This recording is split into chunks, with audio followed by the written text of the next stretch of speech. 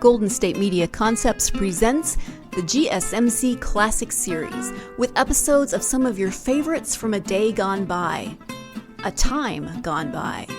Join us as we time travel to some of your classic favorites from yesteryear.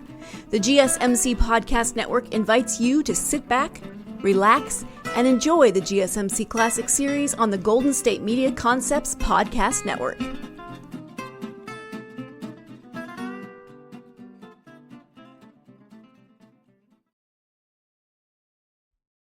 Hey, Abbott, what time is it? It's time for the Abbott and Costello Show. We're on the air for ABC here in Hollywood. Well, what are we waiting for? Let's go with the Abbott and Costello Show.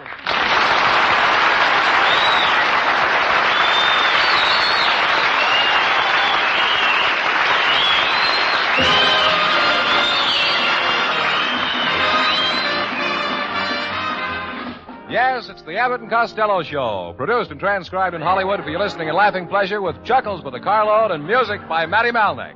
So hold on to your chairs, folks, for here they are, Bud Abbott and Lou Costello.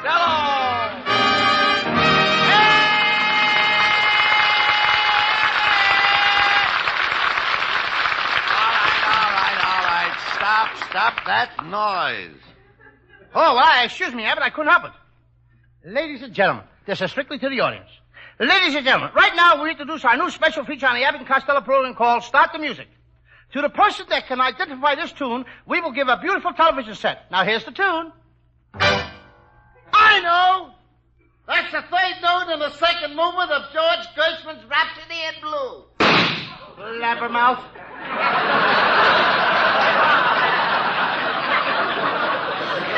That ends our contest. Cut that out and come over here. Where were you this afternoon? Uncle Mike got arrested. He was standing in the front door in his long underwear when they surprised him. Why didn't he escape through the back door? He couldn't. It was buttoned down too tight. Right.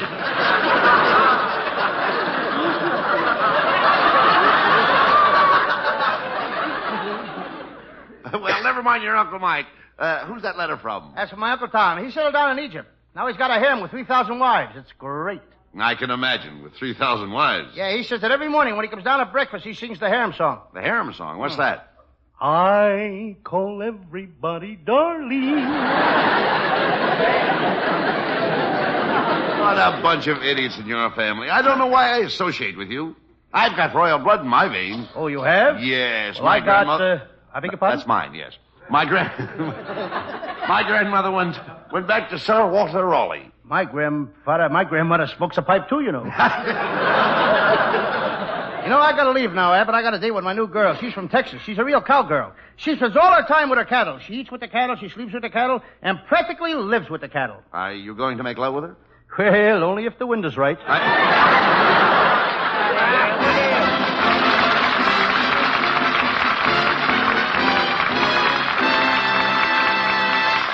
Folks, you're in for some real laughs with our zany stars tonight.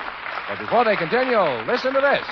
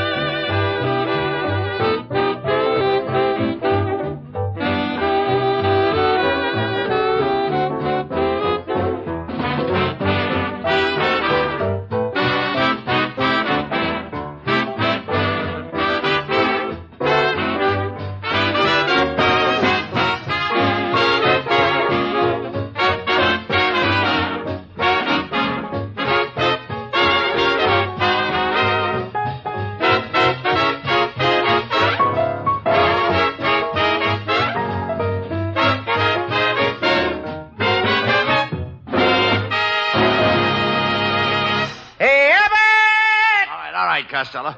What was all the excitement at your house last night? I beg your pardon? What was all the excitement at your house last night? Well, my Uncle Mike came home loaded, and he started an argument with my Aunt May. She wanted him to stay home, and he wanted to go out, so he put his foot down. What happened? He went out like a light. My Aunt May dragged him upstairs, put him to bed. Then some neighbors dropped over to play some cards with Aunt May, and while they were playing, that's when the accident happened. What accident? Somebody hollered gin, and Uncle Mike broke his leg trying to get downstairs.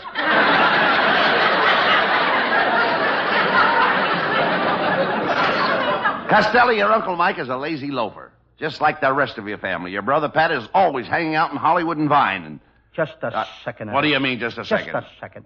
My brother Pat has a right to be on the corner of Hollywood and Vine. He's a veteran, and he's looking for a house. Wait a minute. I thought the government built him a house. That's the one he's looking for. It keeps blowing away.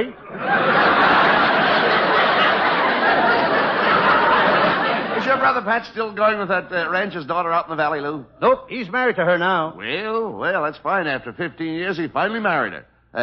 What got into him? Buckshot. Buckshot. He married her because her father is one of the biggest cattlemen in Nevada. Someday she'll own all that cattle. How can you say that, Abbott? Does my brother Pat look like the type of guy that would marry a woman for her prime ribs? Costello, why do you always talk like a nincompoop and act like an idiot? Because I refuse to put on airs. Well, never mind that. I noticed you bought a lot of medical books yesterday.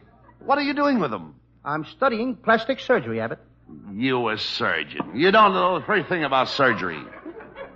Listen, I once operated on a guy, took his brain out and put it in a bottle of alcohol. You took a man's brain out? Early. Where is he now? Last November, he got elected to Congress. You a doctor? What proof have you got that you're a doctor? Just look at the label on the inside of my coat here. Quick, come on. What does it say? Hart, Schaffner, and Mark. I'll read the rest of it. Baltimore. And the rest of it. What does it say? MD. MD. There you are. Any more questions?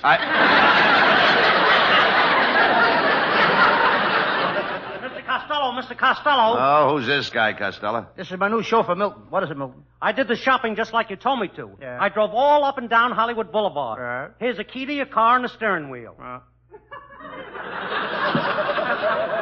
The keys and the steering wheel. Where is the rest of the car? All up and down Hollywood Boulevard. Costello, why do you let an idiot like that drive your car? Well, it ain't his fault, Abbott. The traffic is getting worse here in California every day. Next week, they're putting in some new traffic laws. New traffic laws? Yes, every driver in Hollywood is going to have to drive with a big stein of beer alongside of him or on the front seat. Well, how will that help? Well, everybody knows that two heads are better than one. Well, we'll have plenty of new laws, Costello, now that President Truman has gone back to the White House. And Governor Dewey's gone back to Albany. And Congress has gone back to sleep. Costello, you have no right to make fun of our present administration. Abbott, I was only kidding. When Truman was elected, I sent him a telegram. No kidding, I did, too. Of congratulations. And for Christmas, I even sent President Truman's little dog a flute. You sent the president's dog a flute? A flute. And why not? When Harry plays the piano, who'll be able to tell whether the pooch is sharp or flat? Well, boys. Did I hear you discussing politics, huh? Let me introduce myself. I'm Senator Cobb from Cobbler's Knob. Glad to meet you, boys. Senator Cobb from Cobbler's Knob. Sounds like a new character coming into the show. I don't believe I ever heard of you. You never heard of me? I don't think so. I'm the man that put in that great big pipeline. The pipeline from California all the way to Washington, D.C. To carry oil from the oil field? No, sir. This pipeline carried chocolate marshmallow sundaes with whipped cream and hot fudge sauce clear across the country. How did it work? Well, it worked fine, but for one little thing. And what was that? The pipeline busted in Missouri, and half of St. Louis got gooey.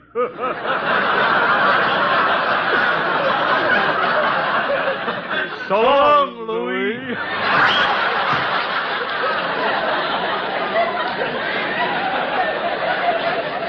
You know, I'm glad that Senator Cobb dropped in, Abbott. Maybe he can help my Uncle Mike get his invention patented. Your Uncle Mike's got an invention now? Yep. It does away with all those wet paint signs on freshly painted buildings. How does it work? Well, when somebody starts to touch the paint, a voice yells, "Get away from there! The paint is wet! Don't touch that! The paint is wet!" Well, wait a minute. Where does the voice come from? My Aunt May, she sits on the roof.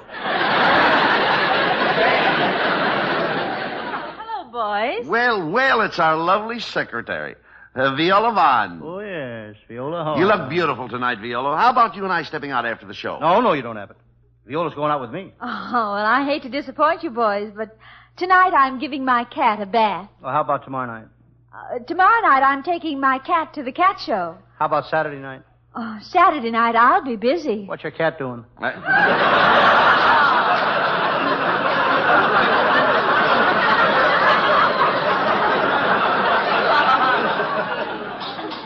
You know, Viola, I got a beautiful cat. It's a Persian cat, and it's very unusual. Every night it sits on a fence and calls to another Persian cat that lives in the next block. Well, what's unusual about that? It's a Persian-to-Persian call. Viola, why don't you break your date and go out with Costello? Oh, I can't. My date is with Bert Lancaster. Oh, you don't want to go out with him, Viola. Why not? Well, he'll only take you to some expensive place for dinner, then to the Macambo, then to another expensive place for dancing. It will kill your whole evening. Costello, I like Bert Lancaster. Why? He's young. I'm young. He's romantic. I'm romantic. He has big, broad shoulders. I got big, broad shoulders. He makes $150,000 a year. I got big, broad shoulders.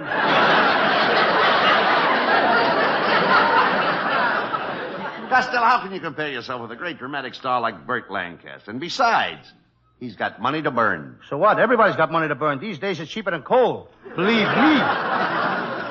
Costello, tell me, what have you got against Burt Lancaster? Oh, he's always putting on a big front. He drives 3 cars. Well, lots of big stars drive 3 cars, Lou. At the same time? Oh,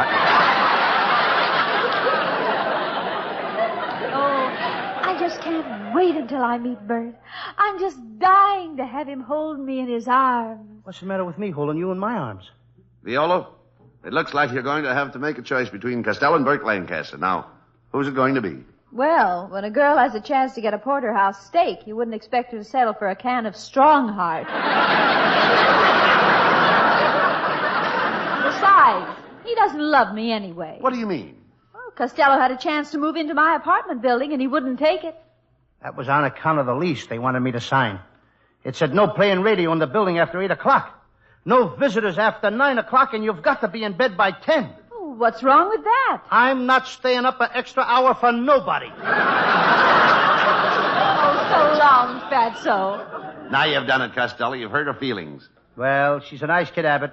Only there's only one thing wrong with her. She's girl crazy. Girl crazy? Yeah, she keeps telling me if I don't find another girl, she'll go crazy. Get him out of here! Get him out!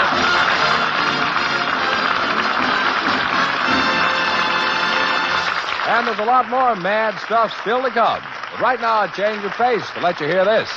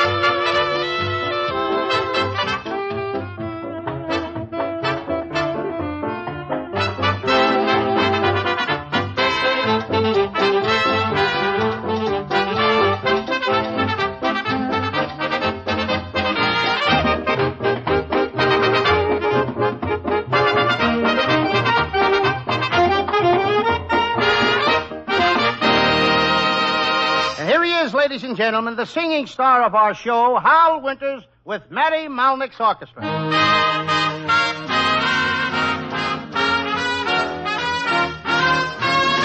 Somebody's lying when she says, I don't care. Somebody's lying and she's not playing fair.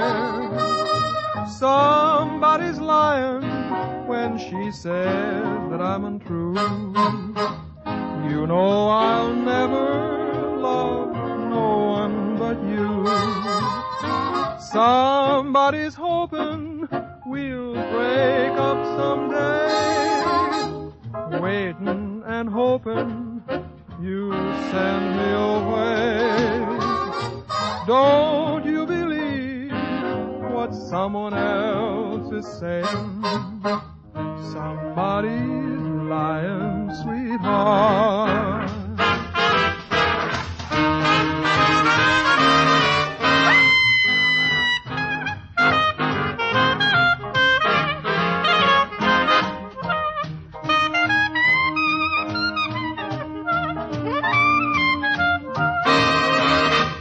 Somebody's lying when she says I'm untrue.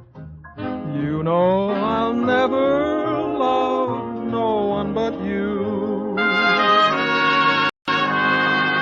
Somebody's hoping we'll break up someday, waiting and hoping you'll send me away.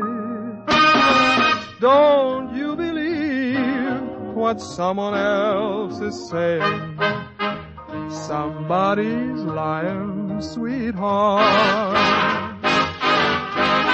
Somebody's lying, sweetheart. Somebody's lying, sweetheart.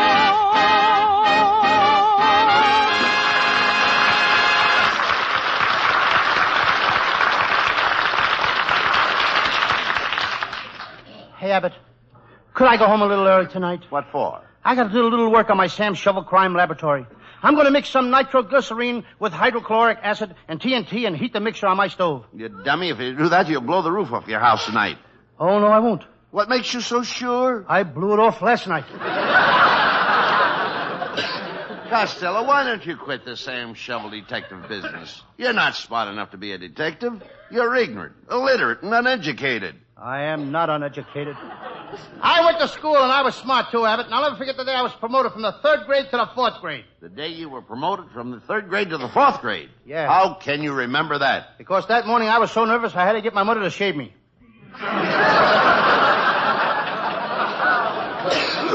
And anyway, I'm not going to quit the Sam Shovel Detective Series. Our listeners are crazy about it. Here's a fan letter I got today, and it says, Dear Lou Costello, as Sam Shovel the Detective, you are the funniest guy I ever heard. When I listen to you, I shake the house with laughter. Last week, I laughed so hard I thought the ceiling would cave in. I've come to the studio to see you tonight. Mr. Costello, there's a man here to see you. What does he look like? I can't tell. He's all covered with plaster. I figured I was... Never mind him. What's your Sam Shovel story about tonight, Lou? Well, it's one of my Oriental cases, Abbott. One of my Oriental cases. I call it the case of the Chinaman who poisoned his own food, or he committed suicide. Well, let's go on with the case. Oh, definitely.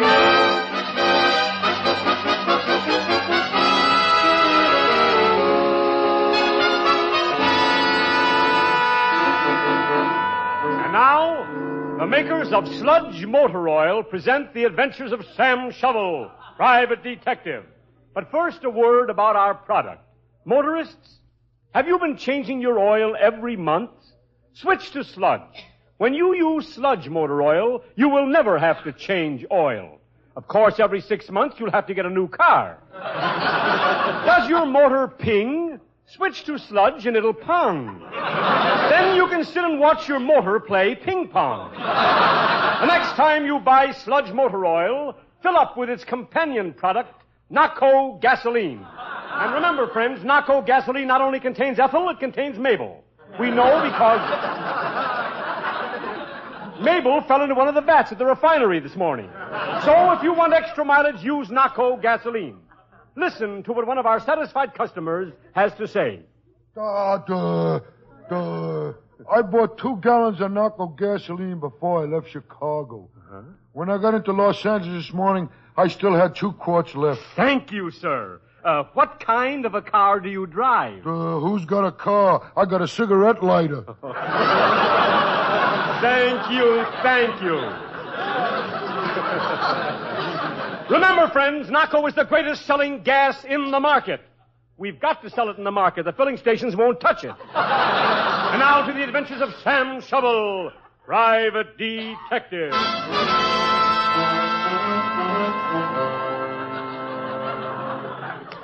Yes, I'm Sam Shovel.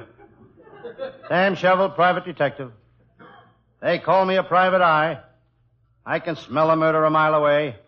I can smell a frame-up. I can smell anything crooked. Private eye. They ought to call me private nose. I'm sitting here in my little office. I notice a mouse crawling across my office door.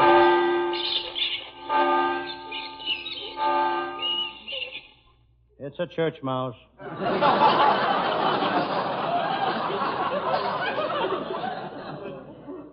I open the drawer of my desk to check my equipment.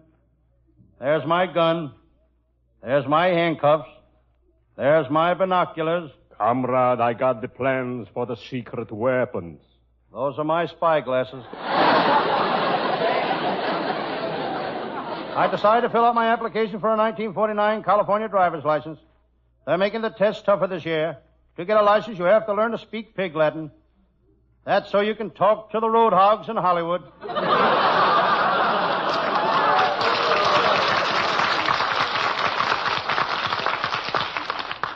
On my desk, I notice a picture of one of the cleverest women crooks in the business. She was what the police call a top drawer thief. When I finally caught her, she had a garage full of top drawers. She was a cute girl, but very shy. The first time I saw her, she dropped her eyes. I picked them up. One was an agate.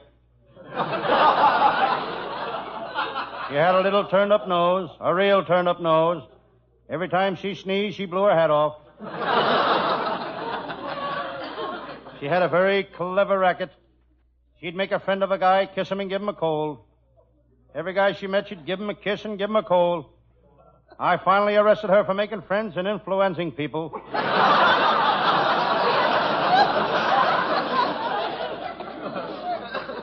You work hard in this detective racket. I always remember my mother's advice. She said to me, Sam, if you want to get a job, remember the early bird catches the worm. I followed that advice for 20 years. I never got a job, but I got about 8 million worms.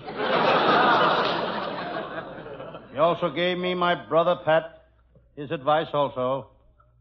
She said to him, go west, young man, go west. He followed her advice and drowned. He was living in Pismo Beach at the time. Suddenly I see someone coming into the office. Hello, Sam Shovel. Hello, Lieutenant Abbott. Pull up a chair and sit down. I'm tired. I've been taking care of the mounted cop's horses. I've been working in the stables all day. Pull up a window and sit down. Sam, I've been working on a fur robbery case. Somebody stole a mink coat, and the mink coats are hard to identify. I'm an expert on furs, Lieutenant. You know, there's 2 types of mink, male and female mink. Sam, that's a good thing to know. Yes, especially if you happen to be a mink.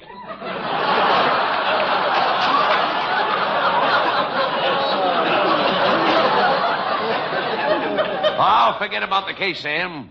Tell me, how do you like my new suit? I had to admit to Lieutenant Abbott that he had good taste for clothes. Of all the detectives in town, Abbott has the best taste for clothes. He can chew up a vest and tell you what kind of gravy is on it. Lieutenant Abbott, why do you always wear that big elk's tooth with a diamond in it? What's wrong with that, Sam? Lots of men wear a big elk's tooth with a diamond in it. In the middle of their upper plate?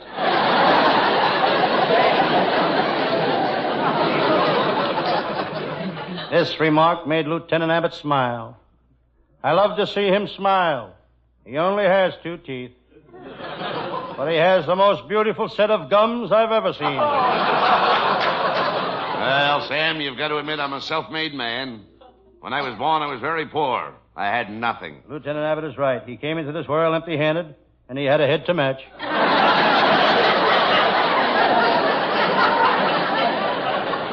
Sam, I worked hard to get where I am. For 20 years, I've had my nose to the grindstone. Must have been a beaut when you started.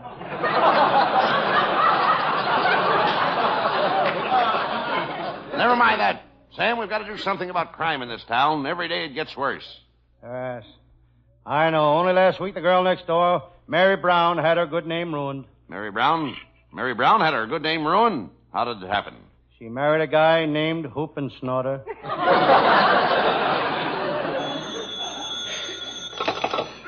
Hello, Sam Shovel, private detective speaking. Detective Sam Shovel, this is Constable Smith speaking. I've got an unsolved murder out here and need your help. Come out to the Jones farm at once. Constable, I'll be glad to take the case. How do I get to the Jones farm from my office? Well, now, let me see. Jones farm. Oh, yeah. You drive out the Kookaburra Turnpike, you get to the schoolhouse, turn left, cross Covered Bridge on the county road. Now, watch yourself. There's 2 roads there. Now, one of them's pretty bad. So, you take the road to the right, you got to watch for fallen rocks and mind the mud. It'll be up to your windshield. Why don't I take the road to the left? Oh, no, that's the bad one.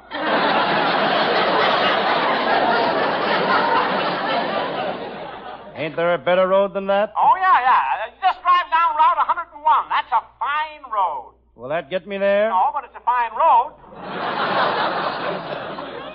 Look, Constable, I can't work on the case unless I get to the Jones farm. That's true.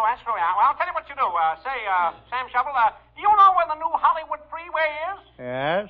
Tell me something, will you? Yes? When are they going to finish that darn thing? Look, Constable, how do I get to the Jones farm? Oh, the Jones farm. Well, where are you now? I'm in Los Angeles. By golly, I just happened to think. What? You know something? You can't get here from there.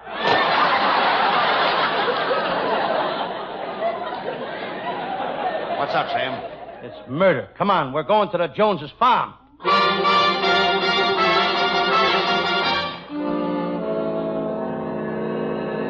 There's the place, Sam. I'll turn in this driveway. Lieutenant Abbott, you're a mighty reckless driver. You shouldn't drive that car so fast. Sam, it's my car. I'll drive it that way till it falls apart.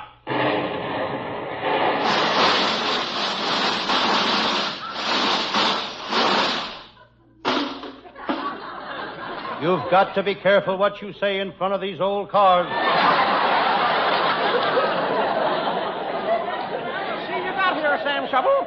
Constable, Sam and I are here to investigate the murder. Who's the victim? Oh, Farmer Jones. You'll find the body out there in the chicken coop. Well, good luck, boys. Well, so he went into the chicken coop. I started looking for clues. Sam, that big rooster looks suspicious to me. Look, he's got an axe under his left wing. I'll question him, Lieutenant. Mr. Rooster, did you kill Farmer Jones? Yes, I did.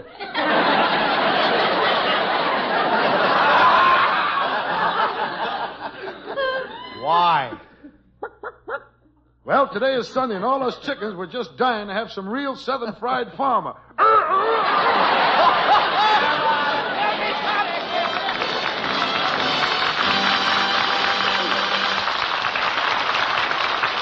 All the boys will be back for the curtain call in just a few seconds. The time it takes to tell you this.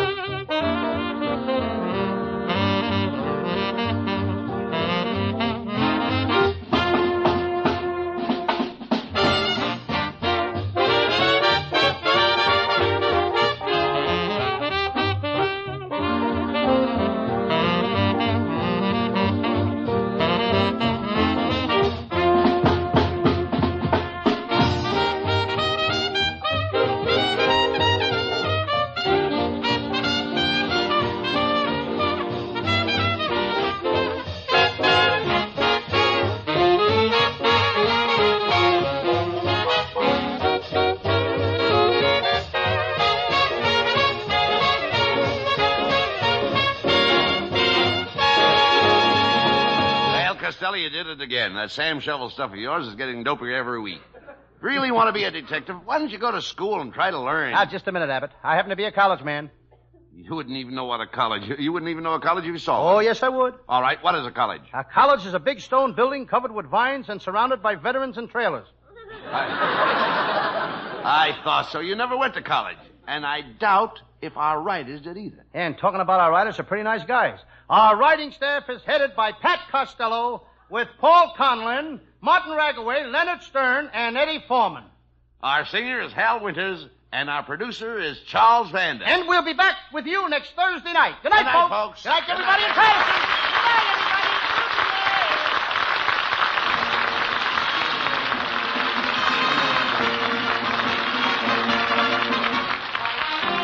Listen each Thursday night at this time for another great Abbott and Costello show, produced and transcribed in Hollywood. Be sure to stay tuned for the outstanding entertainment which follows throughout the evening on this ABC station.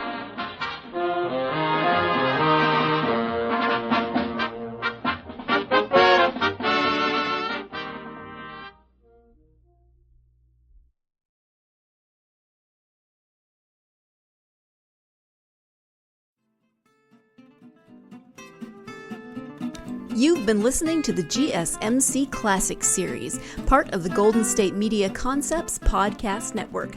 Follow us at www.gsmcpodcast.com and find all of our timeless programming by typing GSMC Classics into any podcast app, including Apple Podcasts, Google Podcasts, SoundCloud, Stitcher, and more. Remember to subscribe to the GSMC Classics series podcasts of your choice to stay up to date on new episodes.